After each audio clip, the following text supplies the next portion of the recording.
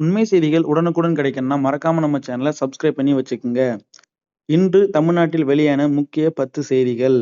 முதல்வர் விஜயின் பிறந்த நாள். பிரதமர் நரேந்திர மோடி மற்றும் முன்னாள் முதல்வர் மு.க.ஸ்டாலின் உள்ளிட்ட பல்வேறு அரசியல் தலைவர்கள் வாழ்த்து தெரிவித்தனர். கோவை உள்ளிட்ட 7 மாவட்டங்களுக்கு கனமழை எச்சரிக்கை. பலத்த காற்றுடன் கனமழை பெய்ய வாய்ப்பு இருப்பதாக வானிலை ஆய்வு மையம் தெரிவித்து உள்ளது. திருவள்ளூர் அம்மோனியா வாயு கசிவு சம்பவம். வாயு கசிவால் உயிரிழந்தோரின் குடும்பங்களுக்கு நிவாரணம் அறிவிக்கப்பட்டது. சம்பவம் குறித்து சட்டப்பேரவையிலும் விவாதம் நடைபெற்றது.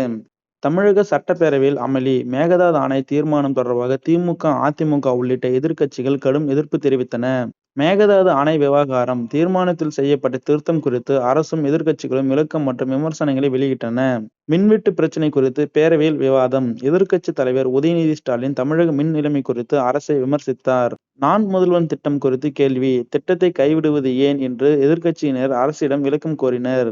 ஆசிரியர் காலி பணியிடங்களை நிரப்ப கோரிக்கை. பள்ளிகளில் காலியாக உள்ள ஆசிரியர் பணியிடங்களை உடனடியாக நிரப்ப வேண்டும் என்று பாஜக மாநில தலைவர் நயினார் நாகேந்திரன் வலியுறுத்தினார்.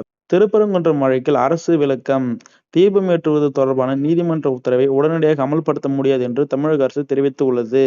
புதிய சட்டப்பேரவை கட்டிடம் குறித்து விவாதம். புதிய சட்டப்பேரவை அமைக்கும் திட்டம் தொடர்பாக அரசியல் வட்டாரங்களில் விவாதம் தீவிரமடைந்துள்ளது.